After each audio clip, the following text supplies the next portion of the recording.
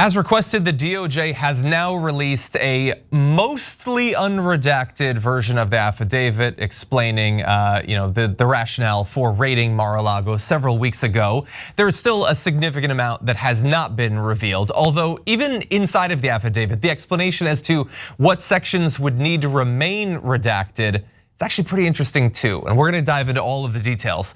But first of all, we found out that 14 of the 15 boxes that were retrieved from Trump earlier this year by the National Archives and Record Administration contained nearly 200 documents with classification markings, and we now have more granularity about how classified they were. There were 67 confidential documents, 92 secret documents, and 25 top secret documents. Now, these are obviously very important legally, but also these are important pieces of documentation. So you'll be shocked to find out that they were unfoldered, intermixed with other records, and otherwise improperly identified. They were just thrown about and mixed in with other things.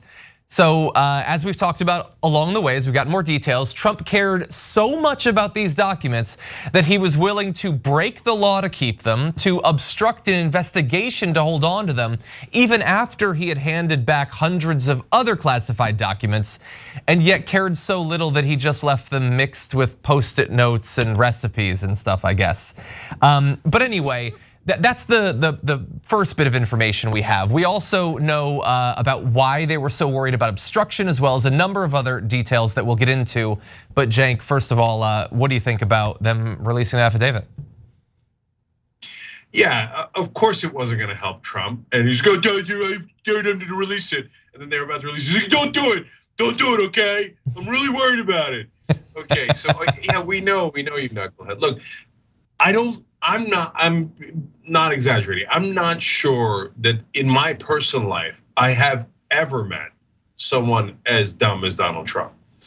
So you thought they wouldn't be missing top secret nuclear documents. The government just wouldn't be missing it. And then when you realized they were missing it and they asked you 3 different times, you thought you could still hide it from them, even though they knew you had it. And then you thought the releasing of the affidavit showing what a clown you are and how many top secret documents you kept would help you. And then on the last day, you realize, oh no, that's not gonna help me. Guys, he's just unbelievably, unfathomably unintelligent. Look, if he wasn't born into a $413 million wealth, look, take this in a lot of ways, maybe people get offended or whatever, but at right wing, left wing, but he'd be on a street corner somewhere. Okay, and he'd be mumbling about the same things. Deep state, Obama's birth certificate, right? Like, no, dumb as a rock, and he cannot help himself. Lifelong criminal.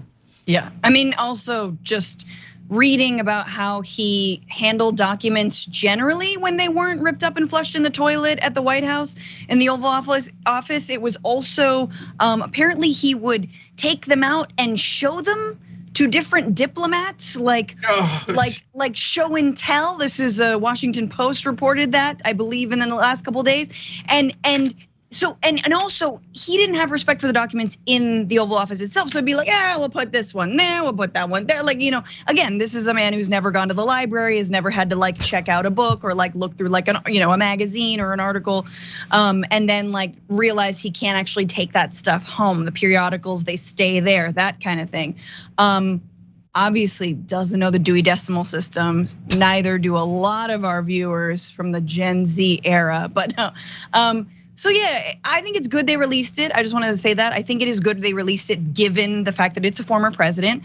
I don't think they're trying to appease Republicans. I think they know they'll never do that, and we know they'll never do that. And from reading it, it seems like, yeah, these are the potential violations of the sections regarding classified documents or other documents, not just classified documents that you cannot remove, that could face charges. You could face charges for doing. So I'm glad they did it. Nothing seems like insanely crazy. It's just backing up what we've already known.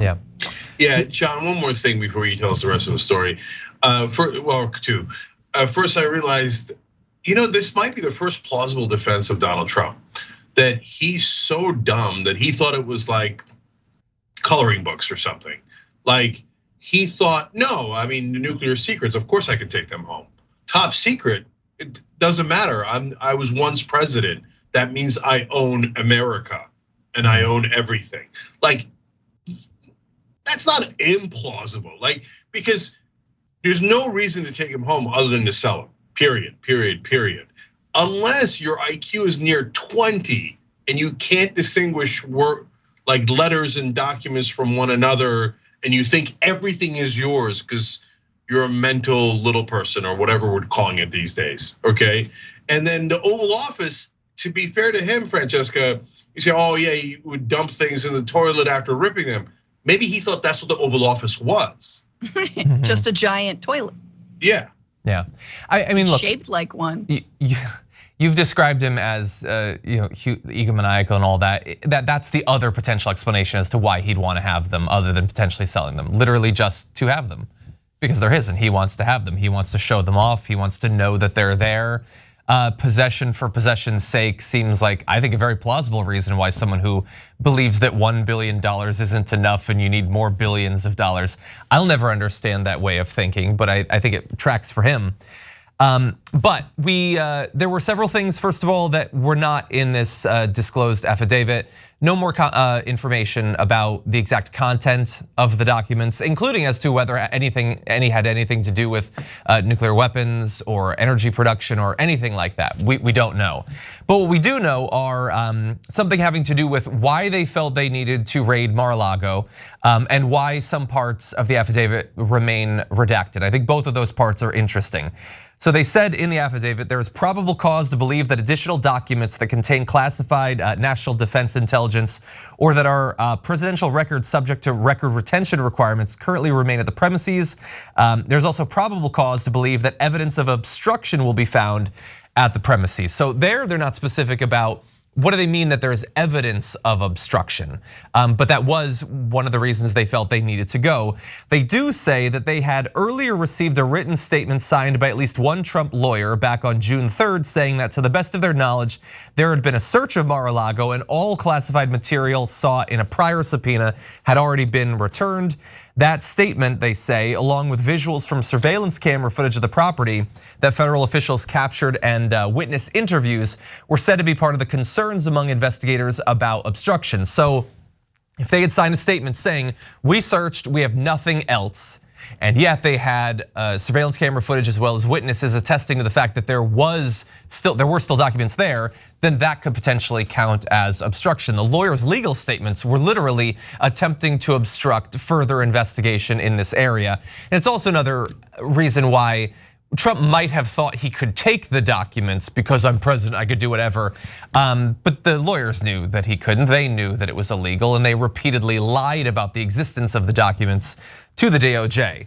But in addition to that, you also have why so much of the document is still redacted, and that's pretty interesting. They say the materials the government marked for redaction must remain sealed to protect the safety and privacy of a significant number of civilian witnesses. So significant number of witnesses, in addition to law enforcement personnel, as well as to protect the integrity of the ongoing investigation and to avoid disclosure of grand jury material in violation of the federal rules of criminal procedure. So they obviously want to protect the identity of law enforcement personnel, but they don't just have a witness. It's not just Jared.